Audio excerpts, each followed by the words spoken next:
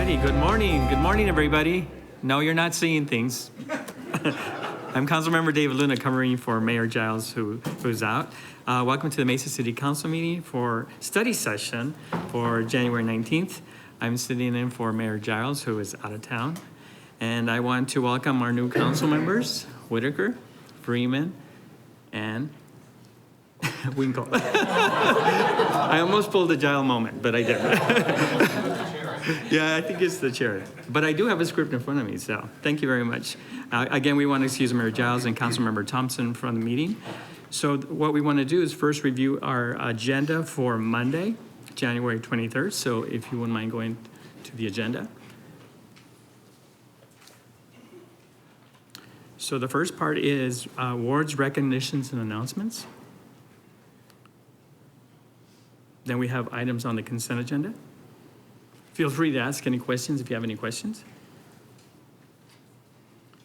We want to take action on the following liquor license application, which is item number 4.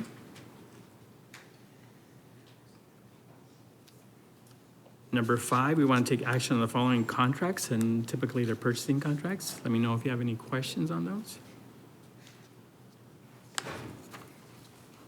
5A, 5B, 5C, 5D, 5E, 5F, 5G. No questions? Okay. 5H, 5I. Okay. So under item number 6, take action on the following resolutions. We have 6A. Now we're going to item number 7, introduction of the following ordinances. And it looks like we're pulling 7B. Is that correct, Mr. Brady? Pull that. We're going to pull that off. Any questions on those? Okay, and then we have items not on the consent agenda. All righty, let's go back to our study session agenda. And the first item is we're going to have a presentation from Mr. Hirschberg from the Park and Recreation bond program. He's going to discuss some updates. Thank you, Mr. Hirschberg, for being here. Good morning, council members. Mark Hirschberg, Director of Parks, Recreation, and Community Facilities. With item 5I on the agenda, the Kleinman Park CMAR, we thought it would be good to provide you an update on all the projects related to the 2012 Parks and Recreation Bond Program that we're initiating or completing in 2017, which will wrap up a majority of the projects. First one, again, is Kleinman Park. This is a $1.3 million project, estimated construction from March through September of this year. We will add 3 new tennis courts, 4 new pickleball courts. We'll renovate half the playground, which we received CDBG funding for that. So that's a large playground space, so half of that will be addressed, and we'll add shade there. We continue to look for additional funding to address the rest of the playground there as well. We'll do some significant ADA upgrades to parking lots, restrooms. We'll do some renovations to the existing ball fields. And where that existing wheels court is a little depleted and out of shape. So we're just going to remove that and expand the turf area and add some trees and provide more play space for the public. Pioneer Park renovation is one I know we've been talking about for a while, and a lot of people are excited about. One of the things is that we hear a lot when we go out to the community is, when can we do a Riverview Part 2 in another location with the exciting play features and the height and that type of stuff. So we thought Pioneer would be a great location to do that. And one of the challenges we have with Pioneer is the depth of that park right along Main and how deep that park goes back. So trying to create some visuals, and it's, again, our focus was really to address activating the north end of the park and generating play spaces in that area. So we anticipate starting that in May, hope to be wrapped up by the end of the year to coincide with next year's Marion Main Street.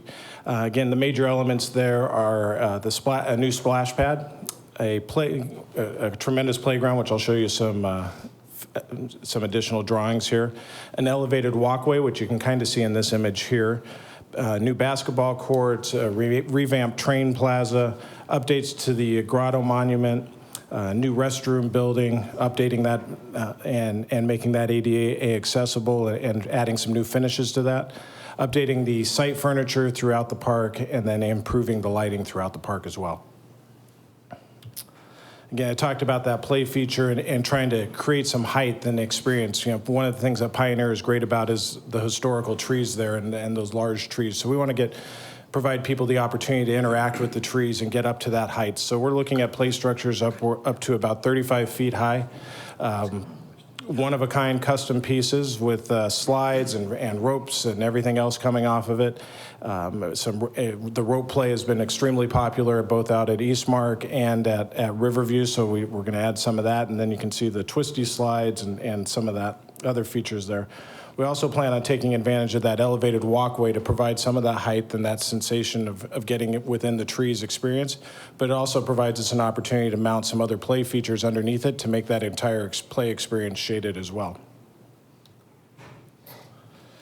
Here you can see images of the splash pad. One of the things... Excuse me, Mark, we have a question from Mr. Freeman. Yes, Councilman. Mark, hi. What's going to happen with the train?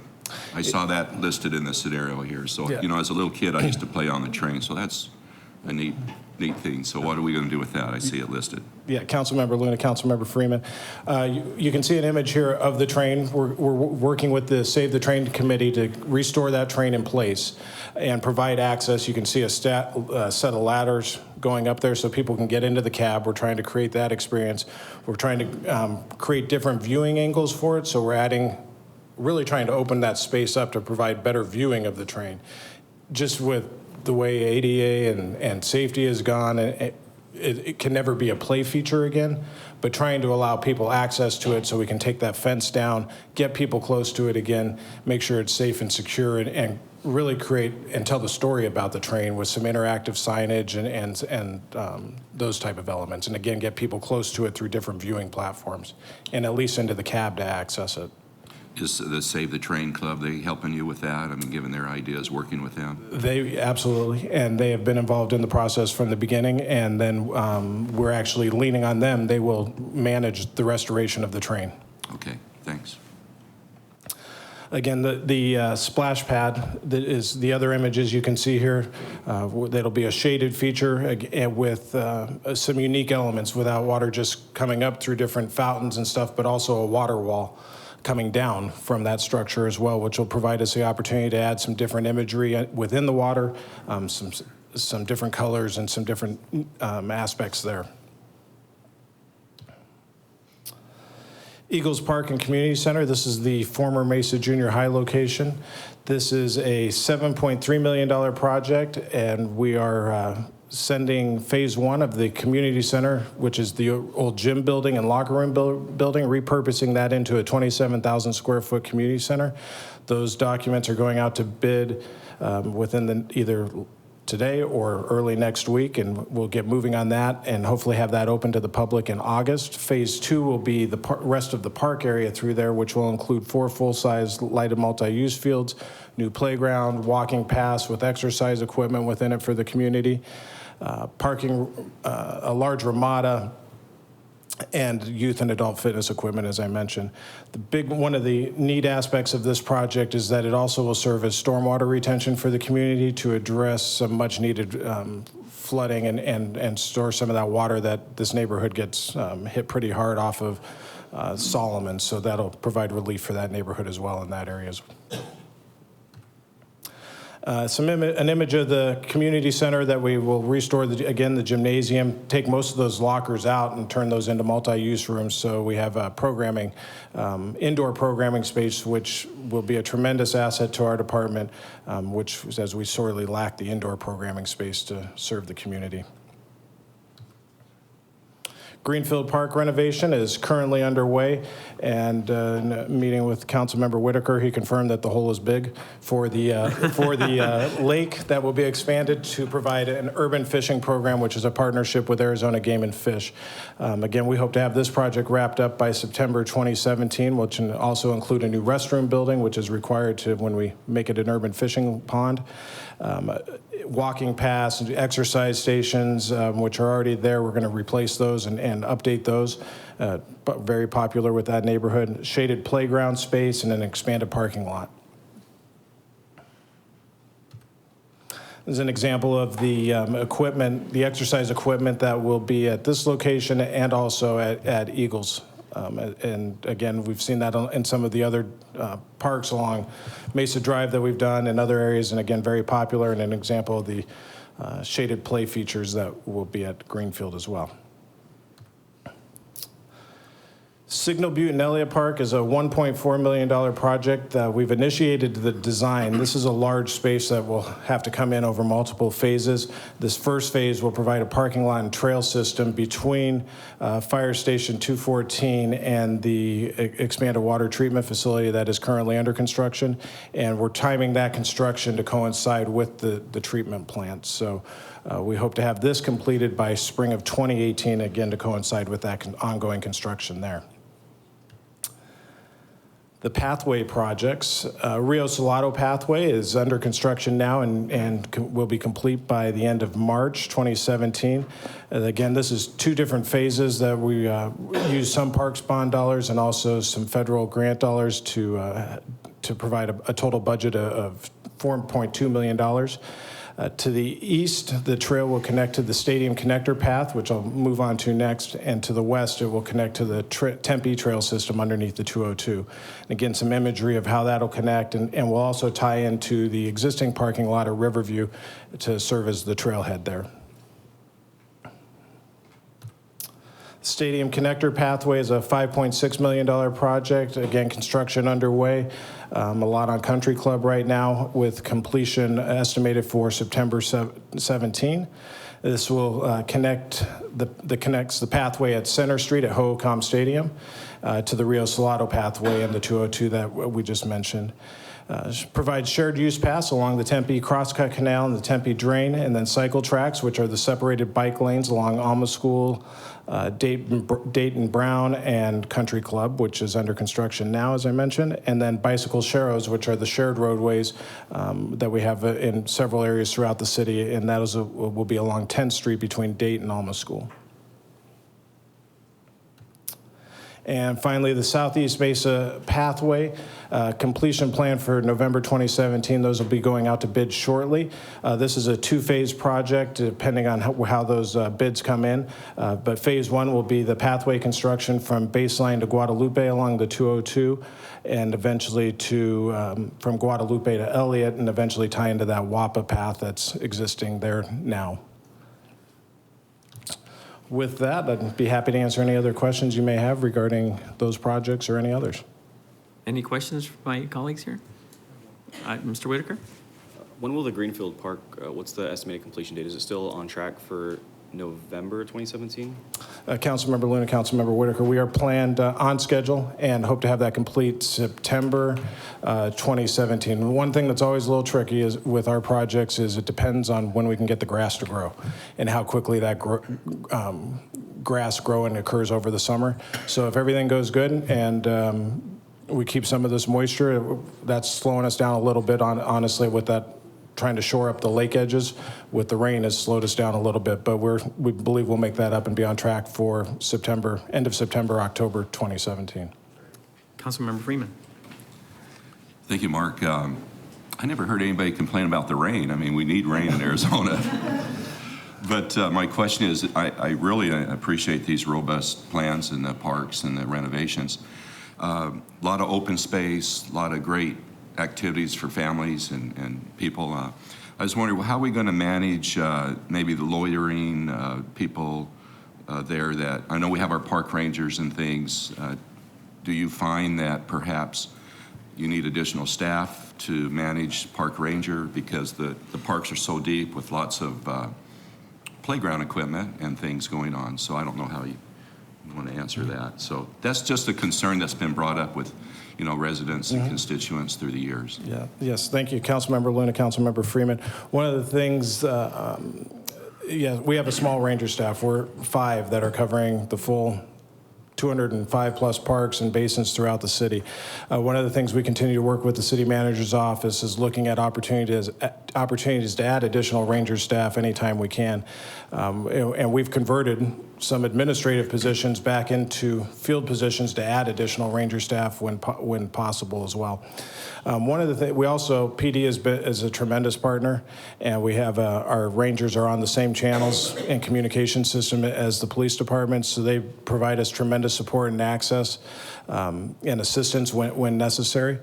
But one of the things we really hope is that by adding some of these elements and these features into the park system, that we create that positive activity, and so people want to be there, and so that the people that are loitering don't typically want to be around when there's a lot of activity happening. And we've had, Riverview is a great example. We had a lot of issues at Riverview prior to us doing the reconstruction there. Homelessness, gangs, drugs, all that occurred at the old Riverview Park. Once we've replaced that, our biggest challenge is getting the good people out when the park closes.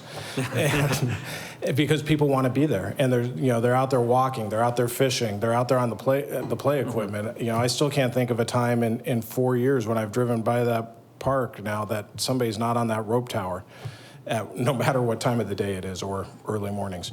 And it's so by creating those unique play experiences, adding those unique elements, we hope it brings out more activities so that some of that takes care of itself.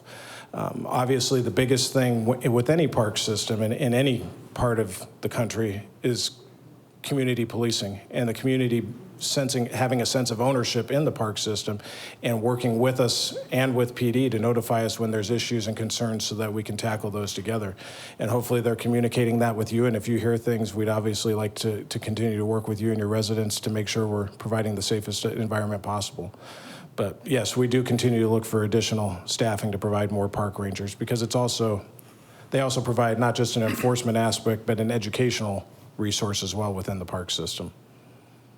What are the hours of the park rangers? We've been able to add 2 additional rangers within the last 2 years, Councilmember Freeman, and that's given us additional flexibility. So we have 1 ranger that's on throughout the daytime hours, so they come in about 7 in the morning, 6:30 in the morning, go till mid-afternoon, and then the evening rangers come on from 2 to 2 in the morning. So which parks probably your more higher calls of service as for park rangers? Do you have more certain group of parks that are more difficult to manage now, and then hoping to, with your explanation of the improvements, I guess right now my question is, which parks are more difficult to manage? Councilmember Loon, Councilmember Freeman, the downtown parks are the hard ones. Light rail has presented new challenges at Pioneer Park in particular. I don't expect those with the extension of light rail. I don't expect those challenges to go away. I expect those to continue just a little bit further down the road as we add some additional basins and space in there.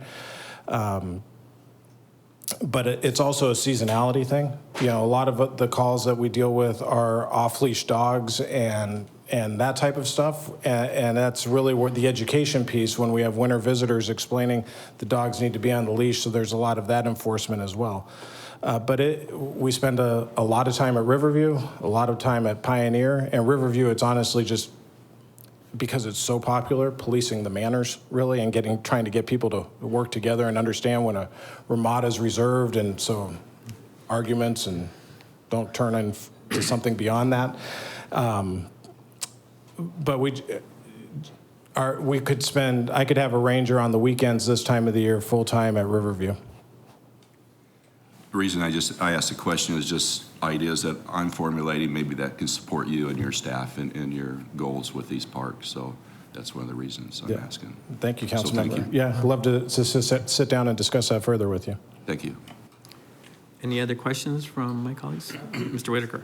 One last question on the Pioneer Park upgrades. It seems like those slides are really tall. What's the added liability to the city in regards to lawsuits or anything like that? Or can you just comment on? Councilmember Luna, Councilmember Whitaker, you want me to tackle that, or you want to tackle that, Mr. Smith? Mr. Smith? You know, we can, so, you know, that's always a concern. And I think when the changes happened at Riverview, there was concerns about it, and they haven't materialized. And so sometimes you take some of these steps and you see how it happens, but there were concerns about the Riverview, and they haven't materialized into claims and lawsuits, and so. But Mark, maybe let's just assure everyone, all the equipment you buy has to pass some pretty rigorous standards as far as this playground equipment that's allowed to be put in public spaces. So there's quite a bit of vetting from the vendors and the type of products that we purchase. Correct, and that's where I was just going to go next. All of the equipment means ASTM standards, the American Society of Testing and Measurement. We have we meet all the height requirements, fall surface. We have fall zones that we need to do. We meet the surface requirements on terms of depth and material. It is a pretty strenuous process because it also puts playground manufacturers at risk too, and they understand that. So yes, everything is reviewed and tested. Our staff, we also have several members of our staff that are certified playground safety inspectors. So whenever we do a unique playground experience like this, Councilmember Whitaker, not only is the installer testing it and certifying it, then our staff comes in and certifies it and tests it. And then before we accept that response, they make those repairs, or if there's any corrections, then we bring in a third party typically to do a separate investigation to make sure, an inspection to make sure that everything's in line with the ASTM standards. All righty, any other questions? Thank you, Mark. You've done a tremendous job with the parks, and certainly in District 5, our parks are very, very popular. We have a different problem. People just want to get in real early in the morning, so which is a good problem. And we know that many of our residents take advantage of our wonderful parks. In fact, we have our parks are award-winning. So, and I thank you for all your efforts and what you do for our community. So it's truly appreciated. Thank you. Council members. The next item on the agenda is information regarding job order contracting projects. Any questions from colleagues? Okay. Item number 4, acknowledge receipt of minutes from various boards and committees. Second. All those in favor signify by saying aye. Aye. Any opposed? All right, the motion carries. Item number 5, hear reports on meetings and conferences attended.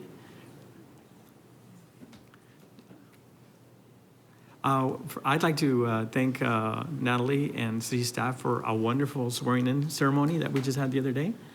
And it was a wonderful program, and she did a real wonderful job, as well as our city staff. So thank you. Any comments from our new council members on the swearing-in ceremony? Here's an opportunity to Yeah, I'll make one. yeah, go for it. You know, I was really humbled with that opportunity. I've sat out in the audience for many years and worked with city staff, and to be on this side of the table, it was just a very humbling experience. My family and everybody just thoroughly appreciated that, and I appreciate all the work everybody went and did. It was great. What can I say? I mean, I almost got up and said we trumped it, but I didn't do that. Probably a good idea. But we just had a wonderful Right. opportunity to be able to, and I feel like we're working with you and as your servants, and even though we're elected community members, but we're working together. Excellent. Yes, Mr. Winkle. I felt that the focus on diversity and the diverse things that are happening in Mesa was an excellent addition to this. And so a lot of people that had never been to Mesa before, and this is their first experience, were extremely impressed at the city and what we have going on here. So thanks again, Natalie. That was awesome, and staff.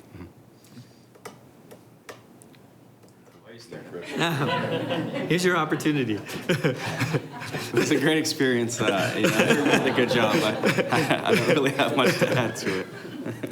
Well, we want to thank city staff. They did an amazing job. So it was a beautiful ceremony, and certainly enjoyed watching you being in front on stage and getting sworn in. So thank you so much. I also, last night I had a Falcon Field check-in meeting. I want to thank Corrine Nystrom. I don't think she's here this morning, and Natalie. We had a good turnout, and also Lori Gray from Economic Development did an outstanding job talking about the Falcon Field Tech Center. So that was outstanding, and we're very excited what's happening in District 5, particularly in the Falcon Field area. All righty, Mr. Brady, scheduling meetings and general information. Thanks, Councilmember Luna. Just a reminder, our council meeting will be Monday, January 23rd, beginning at 5:45 p.m. I think we will start the study session, though, at 5:15, so we'll be here at 5:15 for the study session before the council meeting. Also a reminder that a week from Saturday is the Mesa's annual Historic Home Tour. Again, Saturday, January 28th from 10 a.m. to 4 p.m. You can go onto mesamuseum.org for more information. Thank you. Great. Thank you. Mr. Freeman? Mr. Brady, do we have a council photo coming up? Yes, we have one at 3:45 on Monday. So There you go. get here early. Okay, So good. is it, and you're upstairs? It's up in the council chambers. Okay. Ties or no? Ties. Whatever you want to be known as for the generations to come. All righty, I think that concludes our meeting. Is there a motion to adjourn the meeting? Second. Okay, all those in favor signify by saying aye. Aye. Okay, motion passes. Thank you. Meeting is adjourned. that so moved thing. Yeah, he's quick. I've been here for too long.